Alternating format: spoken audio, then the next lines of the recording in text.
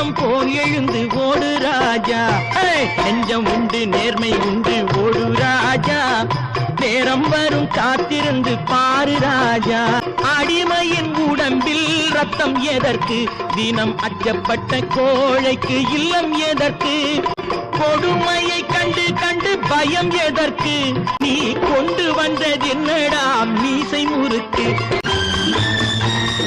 அண்ணாந்து பார்க்கின்ற மாளிகை கட்டி அதன் அருகினில் ஓலை குடிசை கட்டி பொன்னான உலகென்று பெயருமிட்டால் இந்த பூமி சிரிக்கும், அந்த சாமி சிரிக்கும்.